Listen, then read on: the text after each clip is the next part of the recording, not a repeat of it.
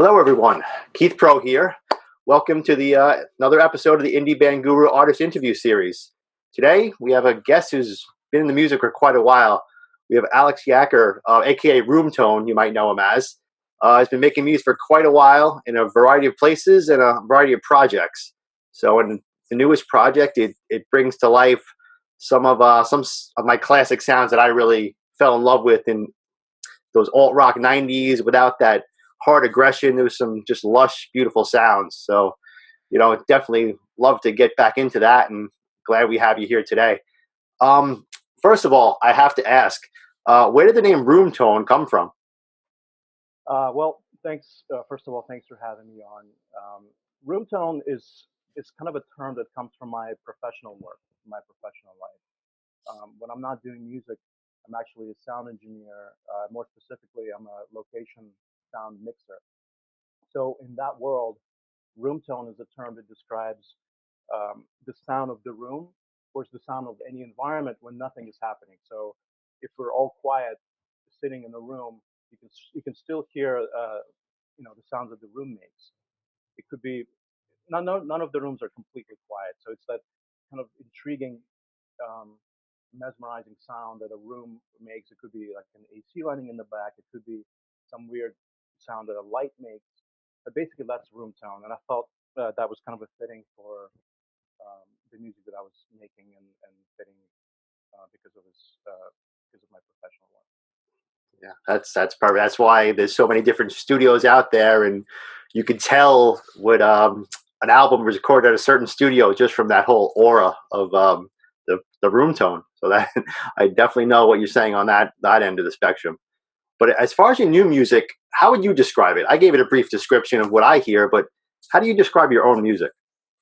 Well, it's actually evolved quite a bit.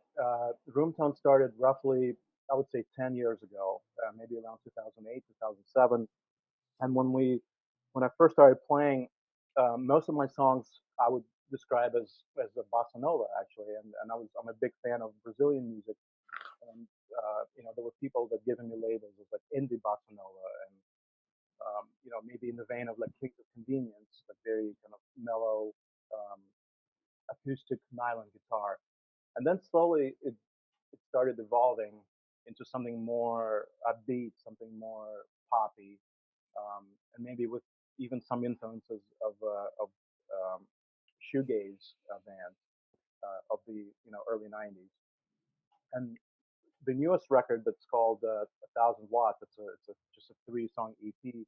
It's kind of a lot more upbeat, and a lot more hook based and guitar based than what it used to be about 5, 6, or 8 years ago. Yeah, that's the beauty. I mean, I've been a musician myself for going on 25 years now.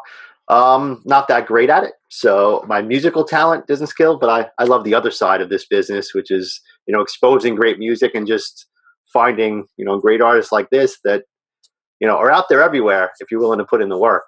So, as far as how your music developed, you mentioned the bossa nova sound, which I could definitely hear in your music. But as far as artists, who do you think would you say are some of your biggest influences for this new sound? Well, again, I've always been fascinated with Brazilian music, so a lot of my early, especially music, is definitely influenced by that. But I was always a fan of like early acoustic fingerpick music. So people like Simon Garfunkel. I kind of developed my own fingerpicking style, so my earlier music has a lot of that in it.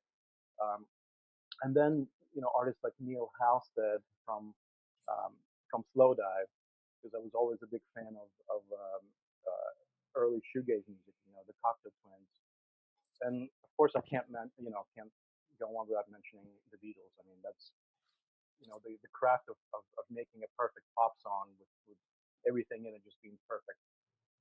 The chorus, the verses, and always when I make music, I always try to make that a verse that always goes into this perfect chorus. Yeah, that's that's the beauty of music, and the evolution of it is you take that, the Beatles. I don't want to think of how many years ago that was now, but one of my favorite bands as well. And it just evolved. You take pieces of that, pieces of more modern stuff, as well as being an engineer, you could appreciate the new techniques and new tools that could create totally different sounds. I mean, we won't talk about auto tune because I'm not a big fan of that on vocals, but that's a whole nother issue. But as far as developing that sound, you know, when you're performing it, whether a live setting or even, you know, putting it on your record, for people listening to your music, you know, what do you hope that they take from listening to it? Well, that's a good question. I always want to make music that's timeless, and not because I want my music to be, popular all the time, but I enjoy music that's timeless.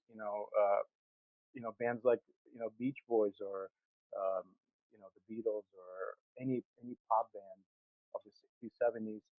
You can hear some of these songs today, and they still make sense, and they're still relevant.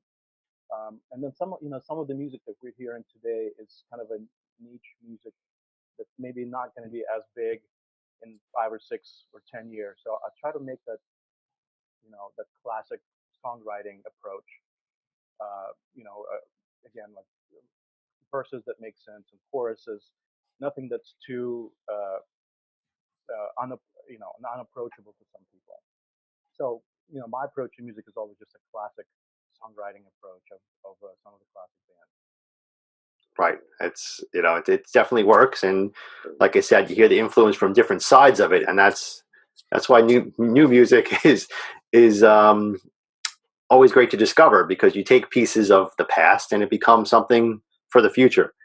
And as the music industry, especially the independent music industry, has become, I'll say splintered, might not be the perfect word, but there's just so many different genres and subgenres now that have found their own niche. And it might not be the pop radio station, but those songs are timeless. And even if the niche isn't worldwide, there's people listening to it that will just keep replaying it because the music, you know, reaches them in a way that, you know, some of that pop music by, you know, the biggest artists out there just can't do. So I know your most recent record is 1,000 Watts, but I know you're making all sorts of music. What is your latest project you're working on? Um, well, I play in many different bands. Roomtone is my own personal project, but I play in another band with a friend called Summer Fiction, and that's another very melodic pop band, maybe in the vein of Beach Boys. There's a lot of harmonies, um, and I play different instruments in different bands just to keep it interesting. I'm actually mainly a keyboard player, but I definitely play guitar and bass in some bands, and just keeps it interesting and for me at least. But what I have coming up uh, after the 1,000 Watts record is I have the luxury of having my own studio at home, so I don't have to pay anyone. I don't have to ask anybody to record for me or to play the instruments. I try to be self-sufficient, so that affords me the luxury of creating a lot of music. So I think I have maybe about 15 songs that are more or less finished, um, that I want to release at some point, and half of them at least are uh, slated to be just instrumental. So I think I'm going to release a EP or a record or whatever that's going to be just instrumental music. Um, I know maybe instrumental music is not so popular with certain people. I know they need to have, lyrics and things to them. But for me, instrumental music was always very influential too, because I'm a big fan of a lot of movies, um, a lot of old TV shows, and a lot of that music had a lot of influence on me. So instrumental music is always in the back of my head, and I kind of wanted to release some of that music coming out. Yeah, well, there's, like you said, there's a place for, definitely a place for instrumental music. And like I said, as far as syncing in movies now, there's more and more, whether independent movie content or more channels showing up on my TV that need great music, and some of that instrumental music is filling that empty space, and that's how people are discovering music now as well. So it's a whole nother outlet for music discovery, and, you know, to find an artist that you might not have, you know, been aware of. But, you know, as far as, you know, you have your own studio, which is a huge plus, for other artists that can make their own studio in their home, like what advice would you give to other artists that are trying to break through, coming from someone that's been in the industry for 15 years now? What would you give artists of what mistakes not to make and what goals to have? Well, I think most artists should approach music as write what comes out of you. Don't try to please anybody out there. Don't try to write what you think might be this multi-platinum record. Just write the music that you think is in you. Uh, the music that makes sense to you, the music that's inside you, and whatever comes out, whatever you want to call it, it's fine. Don't try to like mold it into, I want to write this record. I want to try to write this song that's going to sound like this. Just whatever comes out. Don't worry about labels. Don't worry about criticism. Just do what comes natural. And that's usually the best idea, I think, and that really shows your true musicianship and your true, what you're trying to express. I think that's what I would say. Oh, I love that, because it's the fans out there can tell when something is formulated and fake, but when music really comes from your heart, and that's where you make the biggest connections with the listeners, because could see they could see into you, not just hear through your ears, but they know what's going on overall. So it's a beautiful thing to be able to do that and reach deeper than just someone's ears, I'll say. As far as, like you said, you got a million projects going on. What's your next goal? What's the next goal for Roomtone and on your own, like you said, the instrumental album? That sounds very interesting. How far in the future are we looking to get that produced? Well, I'm still looking to play some shows. This latest record, 1,000 Watts, was released just a few months ago. So I'm looking to do some shows in the Northeast, possibly New York, Boston, DC areas. But I'm also looking to travel south because I actually grew up in Alabama. So I want to go through Nashville and go down to Birmingham, um, and do some shows and play some new music. Uh, but also, like I was saying, I want to finish the songs that I've been working on, and hopefully, maybe by fall's time, have new music out. Oh, you sound like you have quite the busy man, a lot on your plate, but that's what makes it so fun, when you could just dive into music full time, and getting to travel. And it sounds like you have the connections down in Alabama, which will definitely help out with touring and getting some faces in front of, to get yourself in front of some faces. So that's huge. It's big plans, big things, and I hope Indie Band Guru could be here along the way to help you out and grow that experience.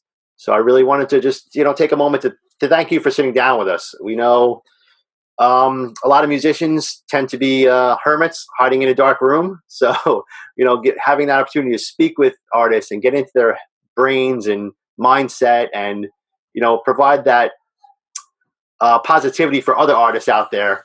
That's what this series is all about, because there's just so many artists out there that I don't want to say struggling, because they're doing what they love, but they have an opportunity to keep growing it. And that's what it's all about. And we could all learn from each other.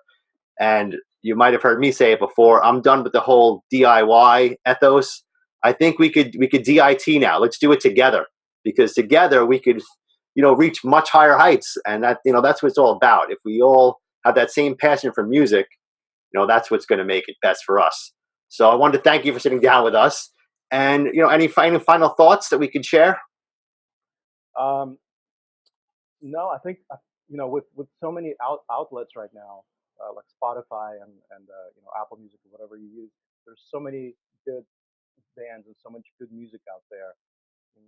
I've discovered so much good stuff in just the last year, that I'm just happy that this is the time that we kind of live in, that we can freely discover new music that's amazing, and it's just an exciting time to live in. Oh, totally agree. So let's just keep listening and keep doing what we're doing, and we'll make this a great place. Thanks so much.